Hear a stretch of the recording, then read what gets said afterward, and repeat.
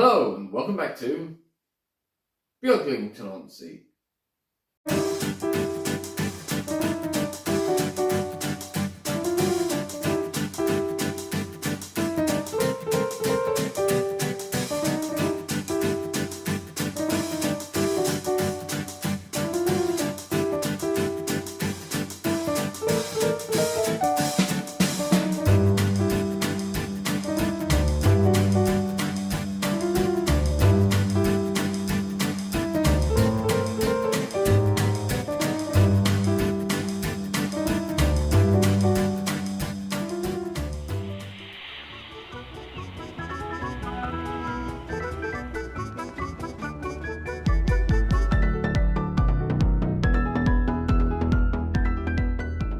Yes, hello everyone and welcome back to Beaglington-On-Sea. And if you enjoy what you're seeing on this channel, don't forget you can like, comment, share and subscribe. But for now, it's time for a new episode of Beaglington-On-Sea. And as you can see, we've got some trains set up for a little bit of running. I've got the Teaks from Alex at the desk. I'm going to run those. And then I'm going to get on and try and fit some of these, which are the Peco Electric's power feed joiners for code 100 and code 124 rail. And this will allow me to put them on directly onto the rails with the fish plates, drop the wires down through the baseboard, and then connect those up, and hopefully everything will still work. That will allow me to get rid of all the wires I've got dangling down all over the place for the power feeds, and then I've done some work on the hill just to sort of start supporting it so it's not just sort of floating. And when I have more of those done, I'll be able to paper mache over that, and then I've got a plan to do the cliff section behind me. That's the next kind of thing. So that's what I've got planned for this episode. So it might take a day or so to actually film the whole thing because we have to do gluing and we'll have to wait for it to dry. So I'm going to get on and start running some trains. So at the head of one of the trains on Beaglington-On-Sea today, we have the Class 37 130 in BR blue with big yellow ends. And that's going to be pulling the rake Mark 1s in blue and grey. And on the other line, we have the Teak rake, which Alex at the desk improved, and we'll get to see that running today. And it is being run by Edward. And Edward will be a good indicator of, well, whether the line works or not, because he often has a lot of problems running on anything that isn't perfect. So we're going to get those going and see how they perform.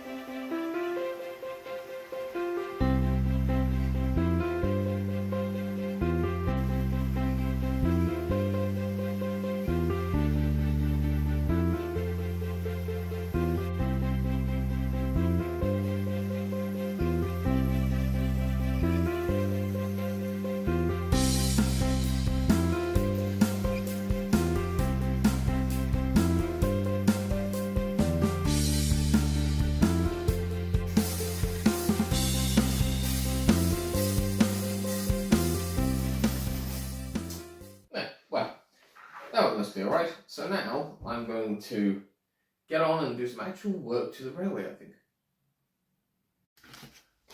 So yes, we're going to add these Peco Electric's power feed joiners to this joint here and this joint here, which means taking away these pieces of track, taking the fish plates off, and then we're going to fit these to the track, basically. And then the wires will go down underneath. So I'm going to get my rotary tool, and I will drill holes roughly underneath each rail, so that when the fish plates are fitted, the wires will go down through the board, and I shouldn't have a problem. And I must make sure I put the right colours, so say red on one side, black on the other here, needs to be the same on that side, or it's going to get confusing. As you can see, it's not a brilliant setup at the moment with the wires just running across where the branch is. And then also I will be adding in another power feed to the branch, but this will actually go all the way down the far end, because I want to be able to control into this siding here, and I'm going to have another controller eventually at the other end of the branch, which, using the points, I should be able to isolate from the other controller section. So I should be able to do shunting at either end, hopefully. But we'll see how that goes. So I'm going to go get my tool. So the next step is just to mark on where I'm going to drill my holes and pass the wires down. Yep. With the track moved out of the way, which is quite difficult to do when you've got almost no fingertips, but there you go. You can move those out of the way, and you can see I've got the pencil marks, and I've got my rotary tool. So move, make sure there's nothing under the railway. Oh, there we go.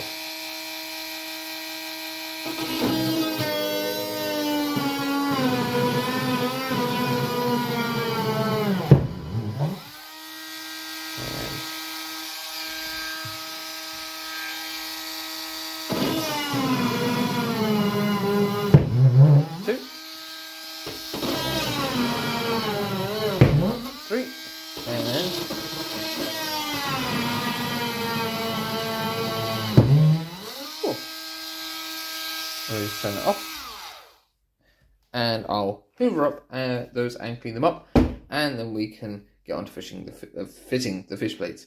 So we're going to start by removing the fish plates off these, which are actually Peco ST226s.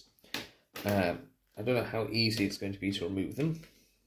Sometimes they come off easily, and sometimes they can be a bit tough. This one seems to be coming off all right. There you go. That's one. And just get that with a wipe there with that, because we want a nice good clean connection. Just clean the other rail as well, where the bits of paint have obviously got on them from previous times. There you go. That's one side done, and we can do the other side.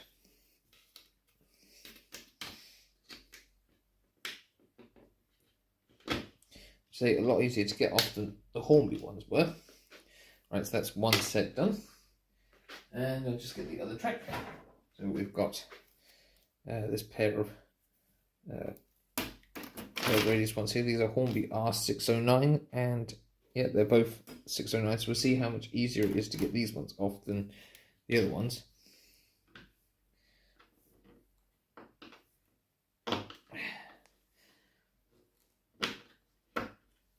Yeah, not so easy. It's a bit harder to get in. It's almost like the end of it is a bit more hidden in the sleeper. We can get it from the side, perhaps. That's one side coming up.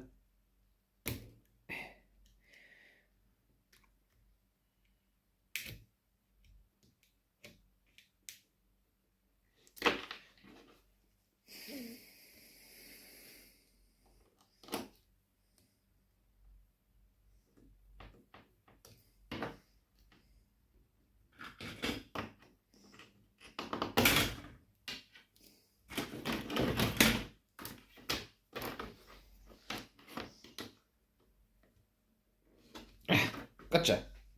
Right, and we want the other side of that one, which is that one. So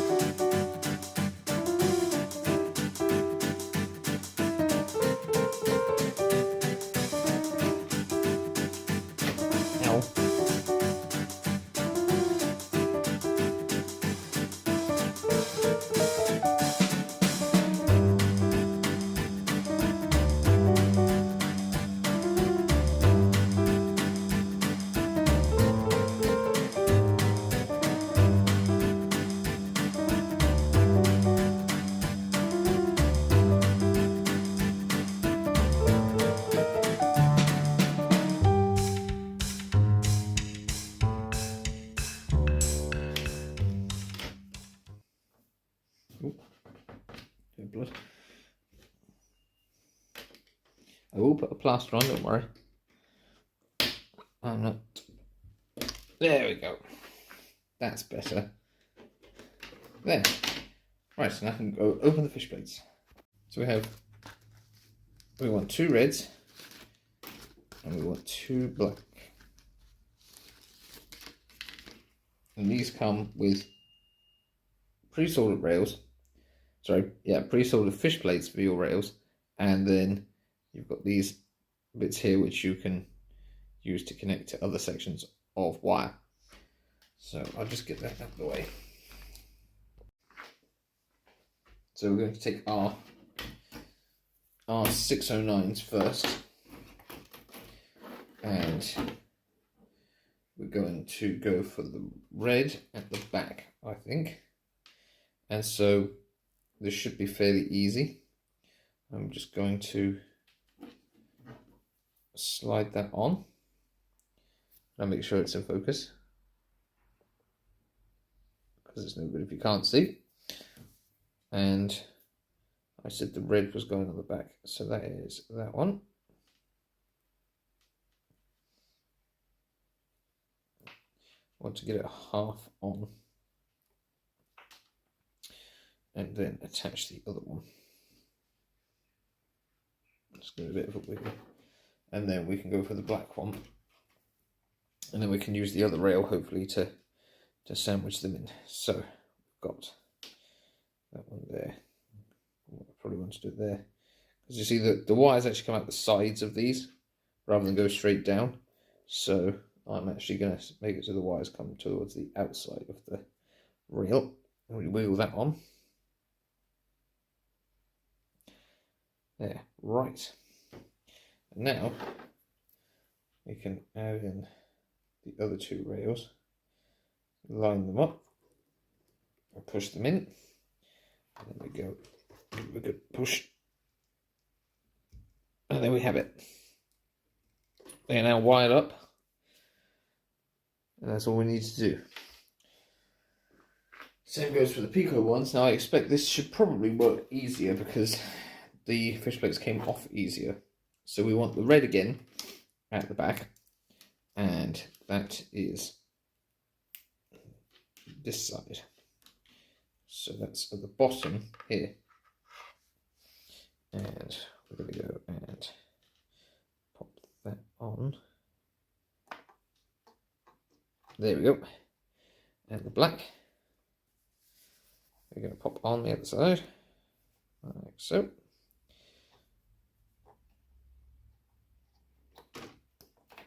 Go push. There we go. And then we're going to take the other piece, and we're going to go and pop that in like that and like that, and voila, that's another one done. So now we can put them back where they should be. So we can move the old wires out of the way now, right, and we can then go look at popping this in, and these wires should just fit through these holes. they're nice firm wires as well. They're not too thin and flimsy. Make sure you drill the right diameter hole as well. That's a good idea. Now, I'm going to reach underneath the railway. Pull the slack out of the wires, and we should get nice and flat like that. And then we take the smaller radius, second radius ones, and again we do the same. We feed the wire into the hole like so. That's one. That is two. I'll go below. Give them a bit of a tug. Ooh, that one's a bit stiff. Come on. Obviously don't pull so hard that the solder joint comes off. The black one needs a bit more. There we go. There. Obviously it's not going to sit completely flat because I've got blue tack to hold things in position at the moment, but there we go. That's that done. As you can see, it still lines up with the track here, so we just connect that up. Probably shouldn't have stuck it down quite so hard there. There we go. That's there, and hopefully when there's ballast it will all be connected up and ready. So I'm just going to put that into a piece of track there.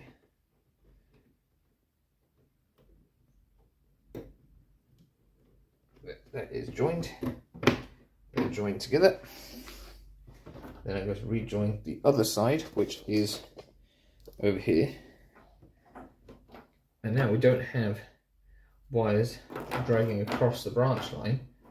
I can wire up the branch line in a similar way, and that will allow me to run that if I want to. Although I will need more controllers. Although we have a spare controller, I think I can use the red knob one for now. There we are. That's that. They're all in, and I suppose I'll have to connect those up and test them. So I've got this connector from the old Beaglington that I've attached to this piece of MDF, and I've got this connector that goes into it.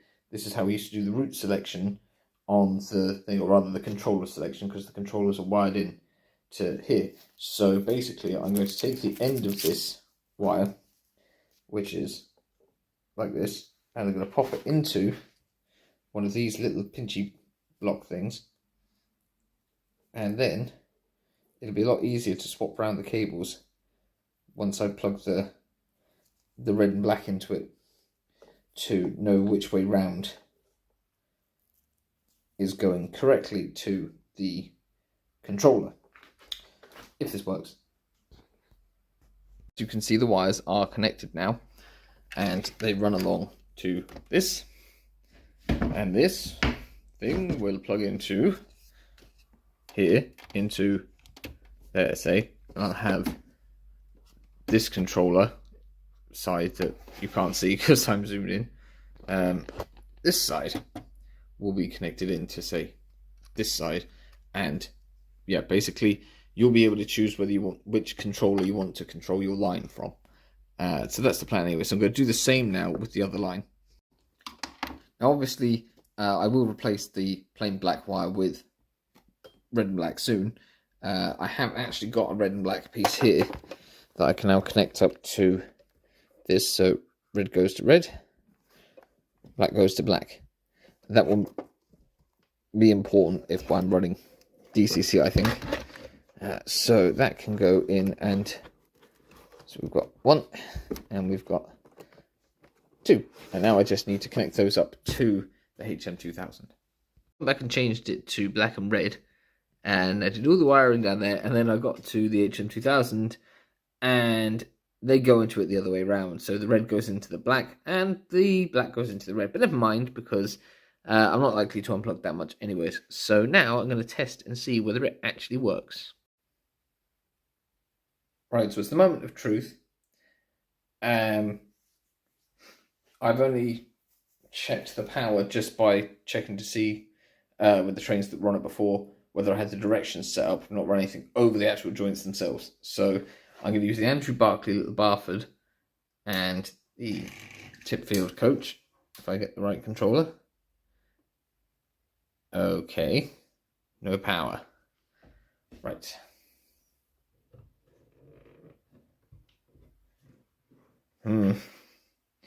That's not promising. Ah, I see. One of the wires is actually cut the back of the controller. That would probably explain it. The red wire has come out. Turn that off a sec. Try it again.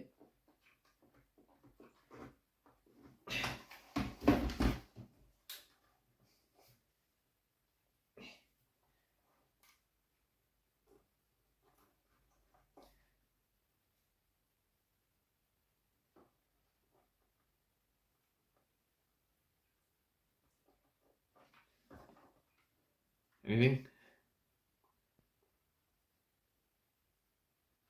No, I've got it plugged into the black of the uncontrolled. This is pretty confusing.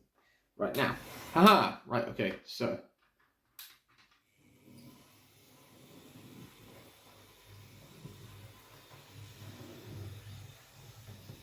I would say that that's working.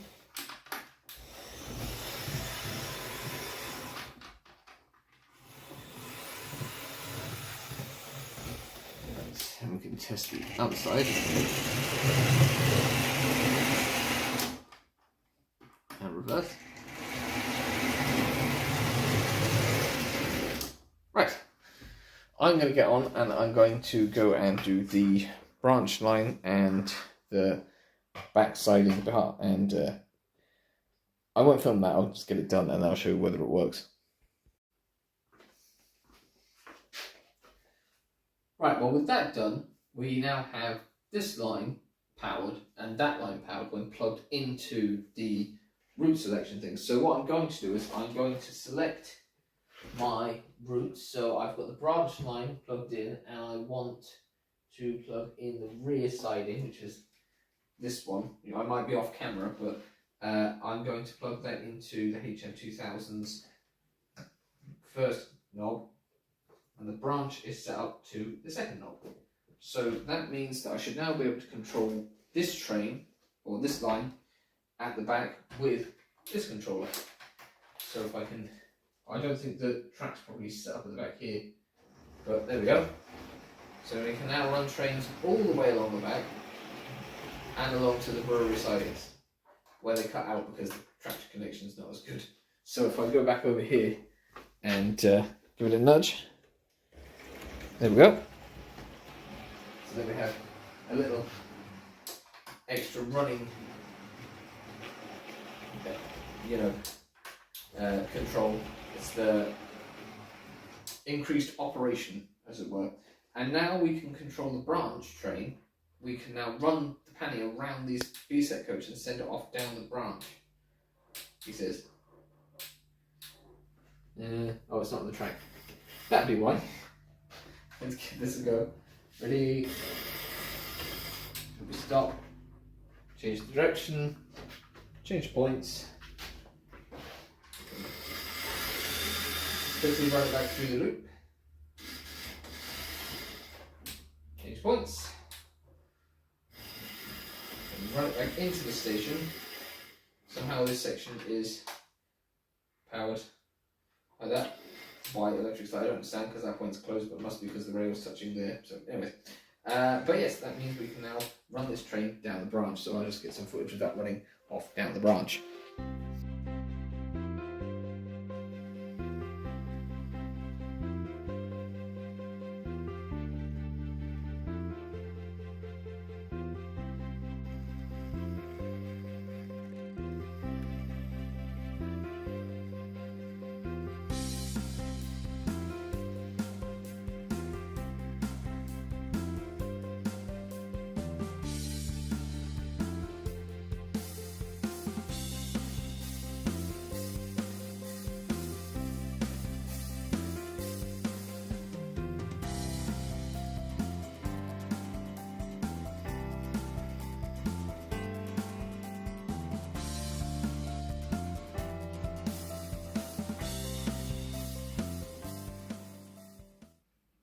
Right, well, rather surprisingly, that's worked.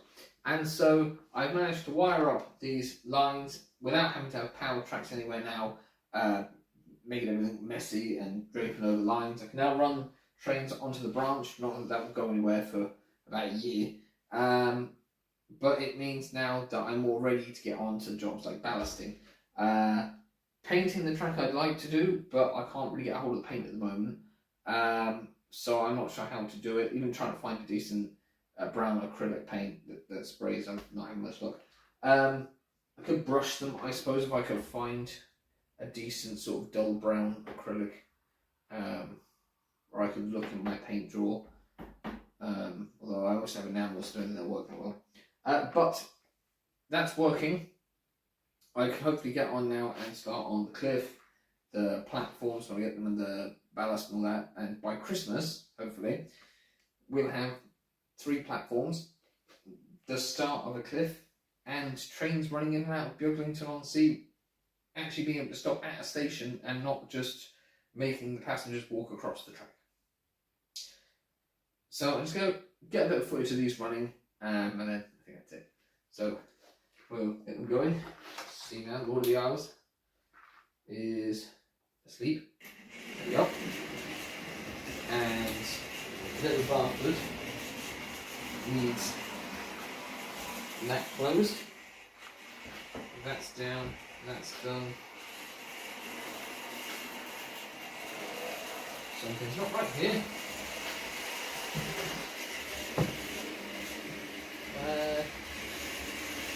That ain't right.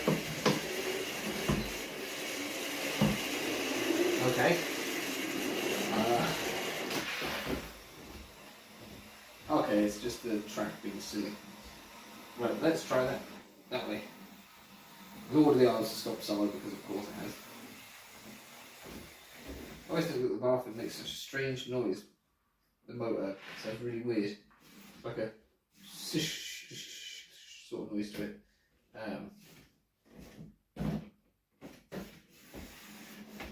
Come on.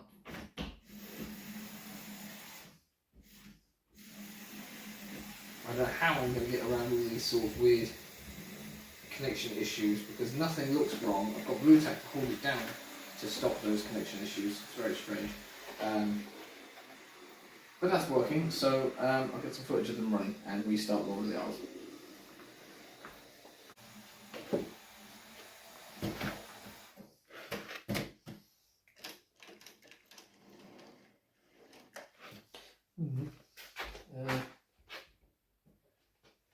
These connections over the other side of the bridge. There they are. Barford's stopped now.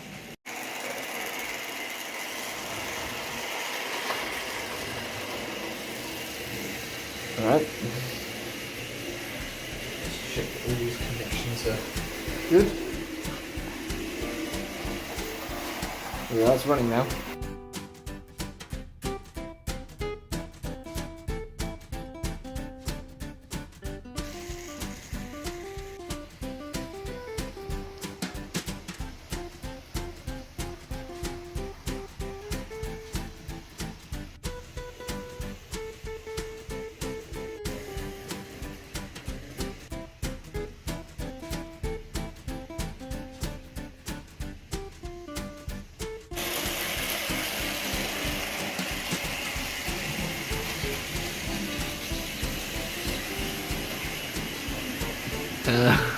Okay then.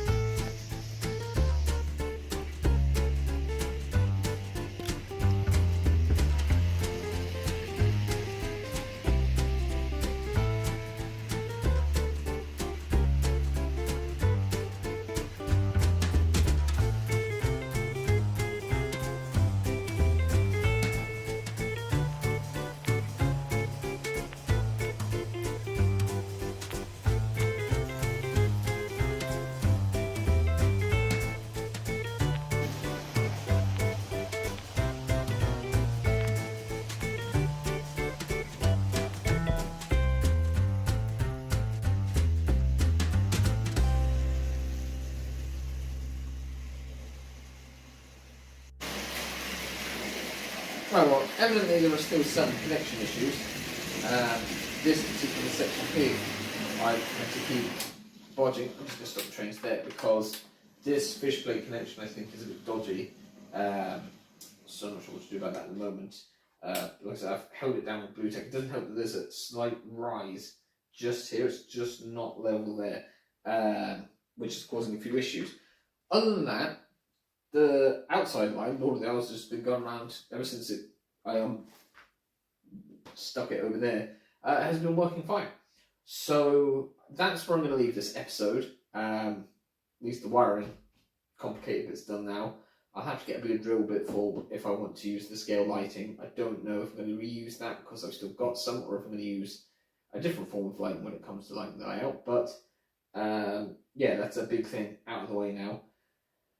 And like I said, hopefully we'll see it work next time. So thank you very much for watching. Don't forget to like, comment, subscribe if you haven't, and get more updates as they come. And we'll see you again here soon in Beaglington-On-Sea. And hopefully Smoke Plus will be in here the next time with me. At the moment he's taken to hiding in the cupboard. So, yeah. Right, well, I'm going to go sort out the next episode, I suppose, what I'm going to do. You've been a wonderful audience. I've been a wonderful Alex, and I'll see you next time. Goodbye. Oh, and there's also the subscribe bubble and the playlist thing. Ta-ra.